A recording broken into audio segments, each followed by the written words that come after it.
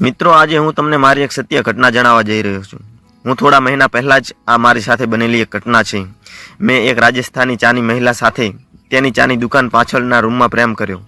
મારું નામ વિનય છે અને હું મારા કામ માટે મુંબઈથી પુણે આવ્યો હતો. હું મુંબઈમાં એક કંપનીમાં કામ કરું છું અને અહીં પુણેમાં કંપની વતી રજા લઈને થોડા સમય માટે આવ્યો હતો. મેં પુણેમાં એક રૂમ ભાડે રાખ્યો હતો અને દરરોજ વહેલી સવારે ઘરેથી નીકળી જતો હતો. હું સાંજે સવારે 7 વાગ્યે પાછો આવતો. એકલા હોવાને કારણે મારો નાસ્તો અને ખાવાનું બધું જ બહાર હતું. આ એક સાચી રાજસ્થાની ઘટના છે. મારા ઘરથી થોડા દૂર એક ચાની સ્ટોલ હતી જ્યાં હું રોજ સવારે નાસ્તો લેતો અને ક્યારેક તે સાંજનો નાસ્તો પણ ત્યાં જ લેતો હતો. એ નાનકડી હોટલ એક રાજસ્થાનીની હતી. બીજી બાજુએ રાજસ્થાનીની પત્ની અને તેઓ બંને કામ કરતા હતા. તે બંને એ ઝૂંપડીની પાછળ એક નાનકડા ઓરડામાં રહેતા હતા. તે મહિલાની ઉંમર આશરે 30 થી 32 વર્ષની હોવી જોઈએ અને તે દેખાવમાં ખૂબ જ સુંદર હતી અને તેનું શરીર પણ એકદમ સુંદર હતું. તે હંમેશા ઘાઘરા અને ચોલી પહેરતી હતી અને તેની ઉપર દુપટ્ટો હતો. હું આ બધી બાબતો પર ક્યારેય વધારે ધ્યાન ન આપતો હતો. હું ફક્ત મારો નાસ્તો કરીને બહાર જતો. હવે હું તેની પત્ની સાથે ખૂબ પરિચિત થઈ ગયો કેમ કે હું કાયમ તેનો રોજનો ગ્રાહક બની ગયો. ક્યારેક મારે મારા હાથે પણ કંઈક લેવું પડતું અને હું લઈ લેતો તો તે ના ન પાડતી અને પણ પોતે જ કહેતી, હાથે લઈ લો સાહેબ, જે લેવું હોય તે તમે લઈ લો, કોઈ વાંધો નહીં. અને દિવસો આમ જ ચાલતા હતા. એક દિવસ મને કામ પરથી ઘરે આવતા મોડું થઈ ગયું, જેના કારણે મને ખૂબ ભૂખ લાગી હતી અને મારું ટિફિન આવવામાં હજુ ઘણો સમય હતો. તેથી મેં વિચાર્યું કે આજે હું એ જગ્યાએ જઈને અને જવું જોઈએ મારે. તે ખુલ્લું હશે કે નહીં. હું ત્યાં પહોંચ્યો તો દુકાન બંધ હતી, પણ ત્યાં પાછળ રહેતા હતા એટલે હું ત્યાં જવા લાગ્યો. તે દિવસે હું પહેલી વાર ગયો અને જોયું કે તે એક નાનો ઓરડો હતો. ઓરડામાં લાઇટ ચાલુ હતી. મેં બૂમ પાડી. મારો અવાજ સાંભળીને મહિલાનો પતિ બહાર આવ્યો અને કહ્યું, શું થયું સાહેબ, તમને કોઈ વસ્તુની જરૂર છે? શું તમે આજે બહુ મોડા આવ્યા? મેં કહ્યું, હા, આજે મારે મોડું થઈ ગયું છે. મને બહુ ભૂખ લાગી છે અને ટિફિન આવવામાં પણ મોડું થયું છે. અને પછી તેણે અંદર બોલાવીને ચા બનાવવા કહ્યું. થોડા સમય પછી તેની પત્નીએ મને ચા આપી. ચા અને બિસ્કિટ આપ્યા. અત્યારે મારા પેટ ભરવા માટે પૂરતું હતું. તે પણ મારી સાથે ચા પીધી. ચા પીતા પીતા અમે બંને વાતો કરવા લાગ્યા. તેણે મને કહ્યું કે તેના પિતાની તબિયત સારી નથી અને તેઓ થોડા દિવસો માટે તેમના ગામ જવાના છે. આના પર મેં પૂછ્યું કે તમે ગામડે જાઓ તો હું નાસ્તો ક્યાં કરીશ? જેના જવાબ પર તેણે કહ્યું, સાહેબ, હું મારી પત્નીને નહીં લઈ જવાનો અને હું એકલો જ જઈશ. મારી પત્ની અહીં રહેશે અને દુકાન સંભાળશે. હું 1 અઠવાડિયામાં પાછો આવીશ. મેં કહ્યું, ઠીક છે. નહીં તો મને બહુ મુશ્કેલી પડી હોત, કારણ કે નજીકમાં બીજી કોઈ દુકાન પણ નહોતી અને ઘણી મુશ્કેલીઓનો સામનો કરવો પડત. થોડા સમય પછી હું સવારે કામ માટે મારા રૂમમાં આવ્યો. સવારે જ્યારે હું કામ પર જતો હતો ત્યારે મેં જોયું કે દુકાન માલિકનો પતિ બેગ લઈને જતો રહ્યો હતો. મેં પણ તેમને બાય બાય કહ્યું અને પછી કામ પર ગયો. તે દિવસે હું સમયસર ઘરે આવ્યો અને નાસ્તો કરવા તે દુકાન પર ગયો. પછી દુકાનની મહિલા ચા બનાવી રહી હતી. મેં પણ ચા પીધી. તેણે મને ચા આપી અને કામ પર ગઈ. મેં તેને પૂછ્યું કે તે બધું ધ્યાન રાખે છે તો તેણીએ કહ્યું કે આમાં શું મોટી વાત છે, આ તો મારું રોજનું કામ છે. મેં અનેક વાતો પૂછી કે તમારા પત્ની ગામડે ગયા છે તેથી તમે એકલા રહેવાથી ડરતા નથી? તો તેના પર તેણીએ હસીને કહ્યું, તેમાં શેનો ડર લાગે, હું કોઈથી ડરતી નથી. મેં કહ્યું, આ તો સારી વાત કહેવાય. પછી હું મારો નાસ્તો પૂરો કરીને ત્યાંથી નીકળી ગયો. બીજા દિવસે હું ફરીથી કામ પર આવવા લાગ્યો. મોડું થયું. લગભગ 8:30 વાગ્યા હતા અને મને ભૂખ પણ લાગી હતી. હું એ દુકાન પર પહોંચ્યો. ત્યાં દુકાન બંધ થઈ ગઈ હતી. ત્યાં સુધીમાં મેં પહેલાંની જેમ બૂમ પાડી, અંદર કોઈ છે? આજે તે મહિલા બહાર આવી. જ્યારે તે બહાર આવી ત્યારે તેણે માત્ર ઘાઘરો અને ચોલી પહેરી હતી. તેણીએ દુપટ્ટો પણ નહોતો લીધો. હું કંઈ બોલી શકું એ પહેલાં જ તેણે મને પૂછ્યું, સર, શું છે? શું તમારે શું જોઈએ છે? મેં કહ્યું, હા, મારે બિસ્કિટ જોઈએ છે. તે અંદર ગઈ અને બિસ્કિટનું પેકેટ લઈને પાછી આવી.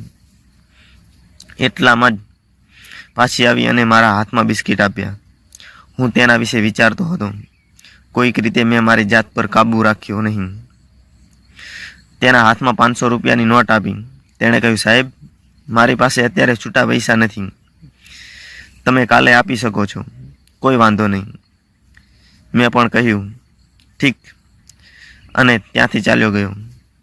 હું મારા રૂમમાં આવ્યો, પણ હજી એ સ્ત્રી મારી સામેની નજરમાંથી હટતી નહોતી. તેને પ્રેમ કરવાનો વિચાર મારા મનમાં આવવા લાગ્યો. પણ આ બધું કેવી રીતે થશે? પછી મેં વિચાર્યું કે આ જ યોગ્ય સમય છે, કારણ કે અત્યારે તેના પતિ પણ ઘરે નથી. હું તેને અત્યારે જ પૈસા આપવાના બહાને તેના રૂમમાં ગયો. મેં ત્યાં જઈને તેને ફોન કર્યો, પણ મારો અવાજ એટલો નીચો હતો કે કદાચ એ સાંભળી શકતી નહોતી. મેં વિચાર્યું કે હું અંદર જઈને, જો કદાચ તે કોઈ કામમાં વ્યસ્ત હતી. અંદર જતાં જ દરવાજો બંધ હતો. મેં ડોરબેલ વગાડી અને શ્રી બહાર આવી. હું તેને જોતો જ રહ્યો. તે એકદમ સુંદર હતી અને તેના ઉપર તેણે તેના ખુલ્લા વાળ રાખ્યા હતા અને માત્ર ઘાઘરા અને ચોલી પહેર્યા હતા. આ જોઈને મને ઘણો આઘાત લાગ્યો. તેણીએ મારી તરફ જોયું અને કહ્યું, અરે સાહેબ, આટલા લાંબા સમય પછી? તો મેં કહ્યું, હા, હું તમને પૈસા આપવા આવ્યો છું. આના પર તેણીએ કહ્યું, અરે સાહેબ, તમે મને ગઈકાલે પૈસા આપ્યા હોત તો સારું હતું, પરંતુ મેં તેને પૈસા આપી દીધા. મારું ધ્યાન હજી પણ તેના પર હતું. તેણે પણ આ જોયું હતું અને તેણે મને ફરીથી પૂછ્યું કે શું તમારે પણ બીજું કંઈ જોઈએ છે? બીજું કંઈ જોઈએ છે સાહેબ? હું મનમાં વિચારી રહ્યો હતો કે હું તેને કેવી રીતે કહું કે હું તમને પ્રેમ કરું છું, પણ હું કહી શક્યો નહીં. મેં તેને કહ્યું કે હું થોડા પાણી લઈશ. તેણીએ મને અંદર આવવા કહ્યું અને હું અંદર ગયો. તેનો ઓરડો બહુ મોટો નહોતો. એક બાજુ બાથરૂમ હતું અને બીજી બાજુ રસોડું હતું અને એક બાજુ ગાદલું સાથેનો ખાટલો હતો, જેના પર ગાદલું હતું. એ ખાટલા તરફ જોઈને હું વિચારતો હતો કે તેનો પતિ આ ખાટલા પર કેવી રીતે સૂતો હશે. તેણીએ મને તે પલંગ પર બેસવાનું કહ્યું, તેથી હું બેસી ગયો. મારી નજર તેના પર વારંવાર જતી હતી. તે પણ સમજી ગઈ કે આ કરતી વખતે તેણે મને જોયો અને પૂછ્યું કે સર, આ શું થઈ રહ્યું છે? મેં કહ્યું, કશું જ નહીં, બસ મને તરસ લાગી છે. તે હસવા લાગી અને બોલી, ઓકે સર. તે મારા માટે પાણીનો ગ્લાસ લાવી. મેં પાણી પીધું અને ગ્લાસ રાખ્યો. તેણે મને ફરીથી પૂછ્યું કે હું કંઈક લઈશ? સર, તમારા માટે કંઈક જોઈએ છે? તમારે બીજું કંઈ જોતું હોય તો તમે કહી શકો છો. પછી મેં હિંમત ભેગી કરીને પૂછ્યું કે તમે બીજું શું આપી શકો છો? તો તેણીએ કહ્યું કે મારો મતલબ કે કોફી વગેરે તમારે જોતું હોય તે હું આપું. મેં પણ મજાકમાં કહ્યું કે હું રાત્રે દૂધ જ પીવું છું. તે સમજી ગઈ કે હું શું કહેવા માંગુ છું, પણ અજાણ હોવાનો ડોળ કરીને બોલી, સાહેબ, અત્યારે દૂધ નથી.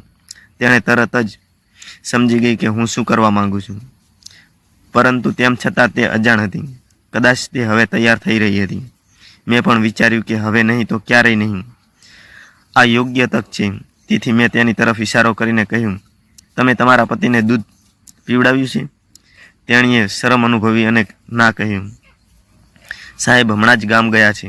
આ ફેક્ટરી હજુ દૂધ બાકી છે. તેણે આટલું કહ્યું કે તરત જ મેં તેને ગળે લગાડી. તેણી કહેવા લાગી, અરે સાહેબ, ધીરે ધીરે, આજે હું તમારી જ છું. તેના મોઢેથી આ સાંભળીને હું ખુશ થઈ ગયો. હું ખરેખર પાગલ હતો, જાણે મને કોઈ ખજાનો મળ્યો હોય. થોડા સમય પછી અમે બંને થાકી ગયા.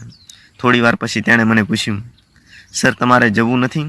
મેં કહ્યું, હમણાં નહીં, હજી કંઈક બાકી છે. તે મારા માટે પાણી લાવી. મને પણ તરસ લાગી એટલે મેં પાણી પીધું. અમે બંને થોડી વાર આમ જ પડ્યા રહ્યા. તેણીએ ઊભા થઈને પોતાની જાતને સાફ કરી અને તેના કપડાં પહેર્યા. મેં પણ મારા કપડાં પહેર્યા. તેણીએ કહ્યું, સાહેબ, હવે તમે ઈચ્છો છો કોઈ તેને જોશે તો મુશ્કેલી થઈ જશે. જ્યારે તેણે મને કહ્યું મારા પતિ હમણાં બહાર ગયા છે એટલે કોઈ સમસ્યા નથી. જતી વખતે તેણે મને કહ્યું કે મારા પતિ આગામી 4 દિવસ ઘરે નથી આવે. હું તેના ઘરે ગયો અને તેને એક વાત સમજાવી અને મીઠી સ્મિત આપી અને પછી ત્યાંથી ચાલ્યો ગયો. પછીના 4 દિવસ સુધી હું દરરોજ તેના ઘરે રાત્રે રહ્યો અને તેની સાથે વાતો કરતો રહ્યો. હું દરરોજ તેની સાથે જુદા જુદા વિષય પર જુદી જુદી રીતે કરતો રહ્યો, જેમાં અમને ખૂબ જ સારું લાગ્યું અને ખૂબ જ આનંદ મળ્યો. તો મિત્રો, આજની વાર્તામાં આટલું. અને મિત્રો, વાર્તાનો આગળનો ભાગ સાંભળવા માટે ચેનલને અવશ્ય સબસ્ક્રાઈબ કરી નાખજો. તો ચાલો મિત્રો, આજની વાર્તામાં આટલું અને ફરી મળીએ નવી વાર્તા સાથે કાલે. ધન્યવાદ.